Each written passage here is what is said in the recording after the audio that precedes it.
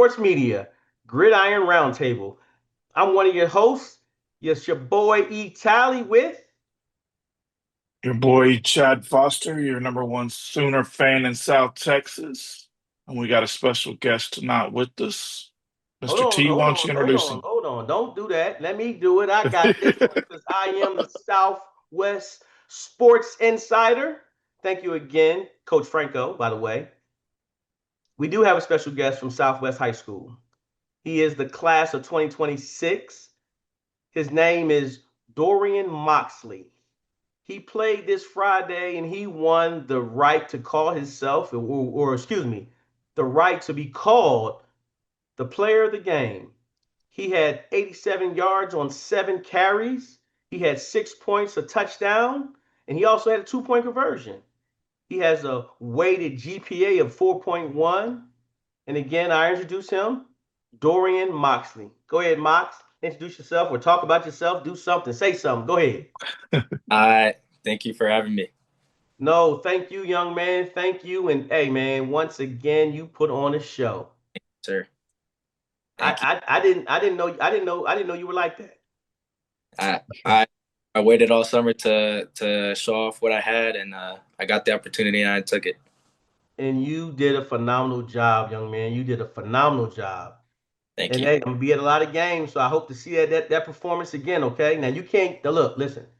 You can't get the player of the game every game, okay? But still try for it, okay? Still try for it, all right? Because I'll give it to you if I have to, all right? Start. Yes, sir. All right. But here we're gonna start these questions off real quick. So for the game plan going into Friday, what was the game plan? So how we usually started off, we get the film from since we didn't have any pregame film from them since it was the first game, we used their scrimmage film and try to work our game plan around that. We noticed that they had a strong RPO uh, set, so we worked around that for my position, and for mentally, our game plan was to start off really strong, hit them in their mouth, and keep it going. So hold on, Chad, real quick. So you did hit him in the mouth. You did hit him in the mouth, but then you kind of lost a little bit. You Mhm. wanted to explain what happened there, just real quick. I know I got some questions to ask about that, but you did sputter a little bit. Can you kind of elaborate on that? Yes, sir. Since we have some new guys, it's their first varsity snaps, so they it was their first opportunity to show who they are. So we had a they kind of sputtered out a little bit, but then we got them back on track at the end. So it was a good show for them to show their up and down in the first games. Yep, Good yep. deal. Is there a game on the schedule this season that you're looking more forward to than the other games? I really like our second half of the schedule. I like seeing John Jay. I like seeing Legacy. Those two are the main ones I'm looking at, and I'm just really excited for them. I Good can't deal. I can't promise I'll be at that John Jay, but you know I'm gonna be at that Legacy game. You know that, right? Sir, Yeah. And when is real quick off the top of your head, I don't have my schedule. Hold on, let me get my schedule. I get my schedule. I got my schedule. Let's see here, Southwest, because I got you guys on the schedule. When that's gonna be the 30th when you play John Jay, sir. and then Legacy's on the 17th. So yes, I'll be at that game. I should be at both of those games. I can make both. No, I won't make the John Jay, but I'll definitely make the Legacy game for sure, for Sounds great. sure. Because I can't miss the 26th. I do have Steele versus Clemens. So yeah, yeah, yeah. Okay, okay. So you're looking forward to Legacy and John Jay. Is it because they're rivals as far as their, you know, district games? I would just say they're some of the best teams on our schedule Okay. besides playoffs, and I don't know. I'm always looking for the challenge, and they're looking like they're gonna give us a little bit of a challenge uh, pregame, but we'll see when the time comes. All right. So with that being your first game of the season, you got it out the way, the Peanut Butter Bowl. So you guys are the winners of the Peanut Butter Bowl. Yes, sir. What were some of the pre-game thoughts that you were thinking about and just making sure that you executed during the game once it started? Put us there. Put us right before the game. Let us know what you're thinking about, what you got going on. Ooh, I was in a mix between excited and nervous. I was ready in the locker room. I was going. I was getting hype with my team.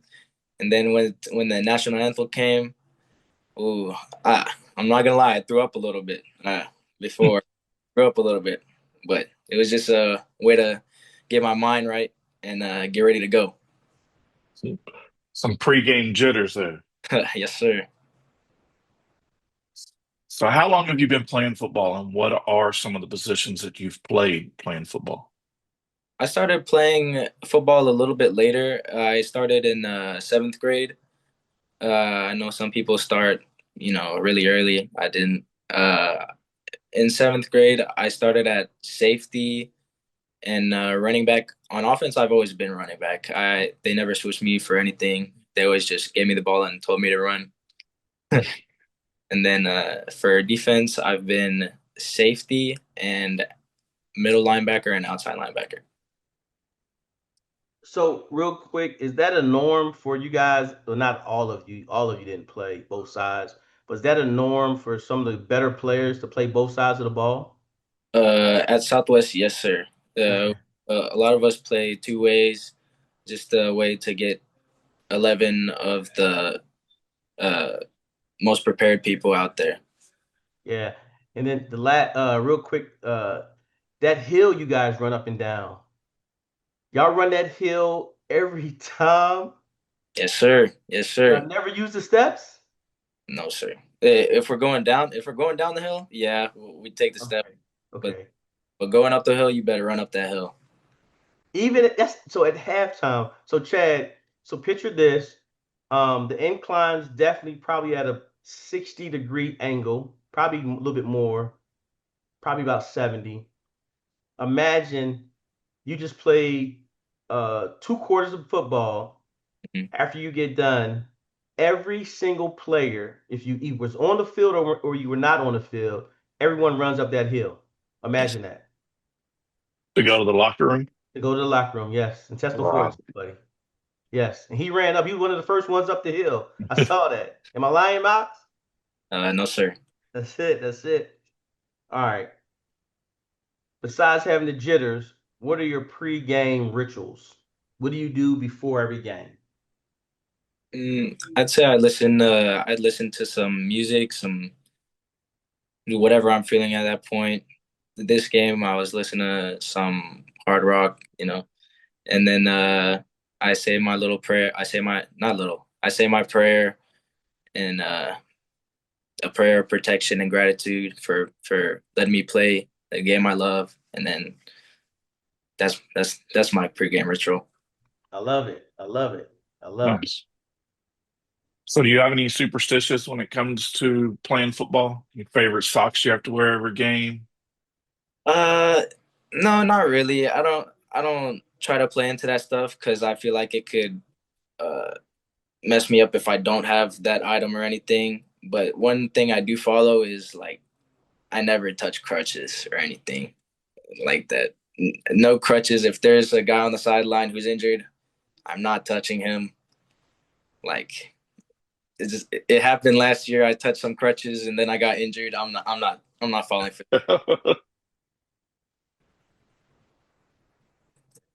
Okay. So, all right. So we're in the was it first? I think it was the first quarter. No, second quarter. Second quarter. Mm. Javon gets that big play. Put us where and how did you feel at that time when he scored it? Because he scored the first touchdown.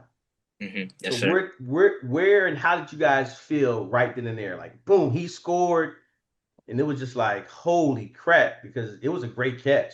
I Yes. missed it video wise because I didn't think he was. I did not see that coming, and it was like boom, he extended and caught the ball. So let us know where were you guys team wise? What are we at mentally? Javon really good. Javon and he really got the ball moving. he started us our momentum. I felt like he gave us a good start, and me personally, I was really proud of Javon.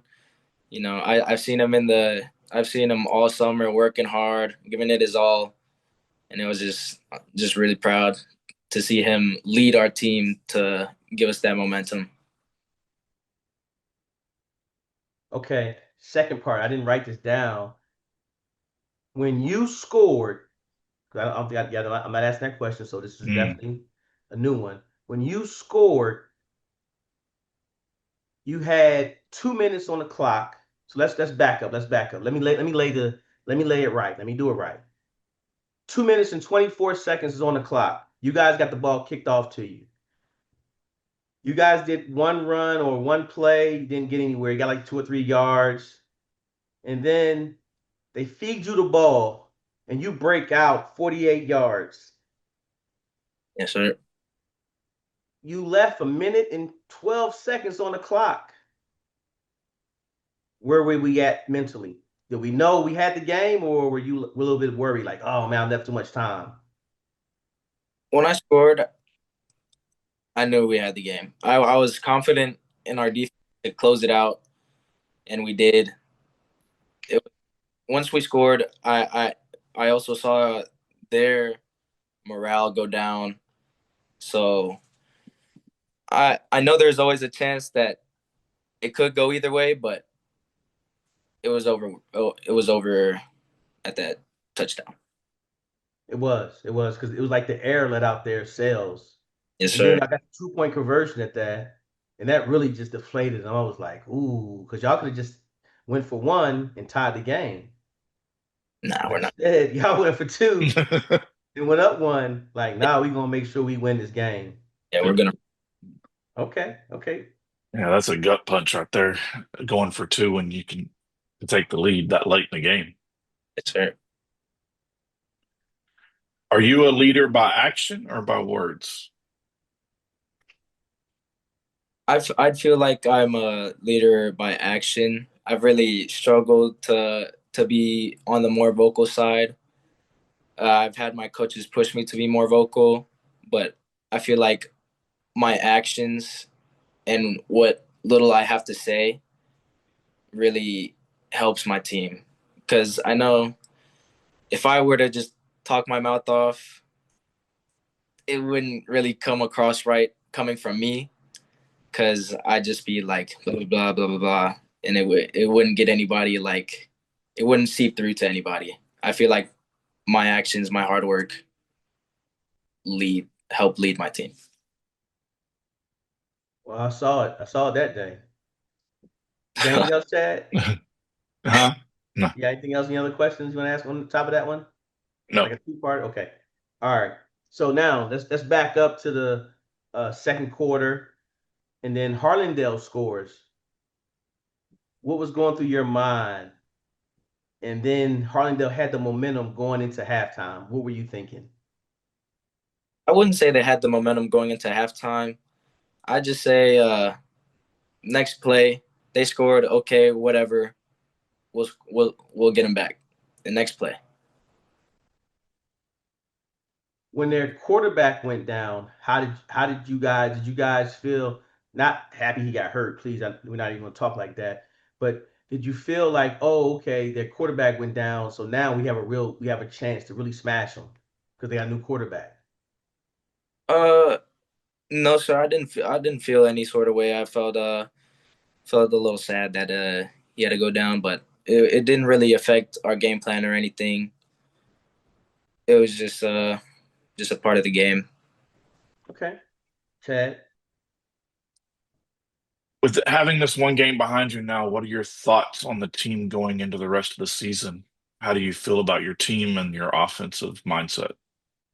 I feel very confident in what we can build upon, and that we have a lot of talent on our team, and we have guys who've worked so hard throughout their whole career of high school football.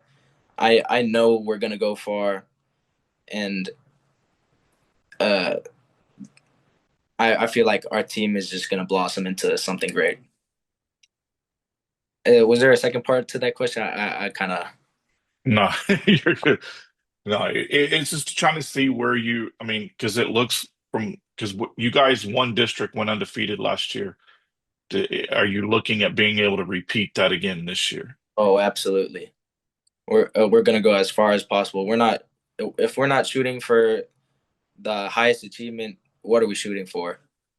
Well, the top is the only way to go. Yep. So, So, so with saying that, Coach gave you guys a really nice schedule, a really competitive schedule. You got Lockhart next, then you go to Laredo back to back. yes, sir. Can you talk about again, no game plan or anything like that, but just what do mentally you have to prepare knowing your next three game? Well, no, you're at home against Nixon. Yeah, you're Nixon and Martin. I'm sorry, excuse me. You're playing Lockhart, then you're at home the next two games after that to play Nixon and Martin. But preparing yourself for those two Laredo teams, because you know they bring energy, and that's Yeah. something. Hey, people don't understand. But they can play. They can play. So with preparing for them mentally, what are you telling yourself? Your next three games. Uh, for me mentally, I take it one game at a time. So I'm not really putting all that load onto my mind at once. Just one game at a time. Focus on the opponent in my face. So just one game at a time is what I'm thinking.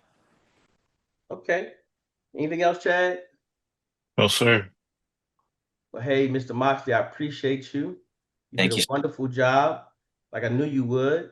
And again, I hope to see you winning or allowing yourself to get another game ball from Super Sports Media. We do have something for you. I do have a little something for you. As soon as they get here in the mail, I got you a T-shirt, Super Sports Media T-shirt. So I thank you appreciate. again. And anything you want to say to the audience before you cut off? Southwest Dragons are ready to go against anyone, anywhere, anytime, bar none. I love it. I love it. I I love love it. it. Well, hey man, thank you again, Mox. And I'll see you I won't see you Friday, but I'll see you on the 12th, I believe, to watch you play Laredo Nixon, okay? Thank you. All right, thank you. Thank you.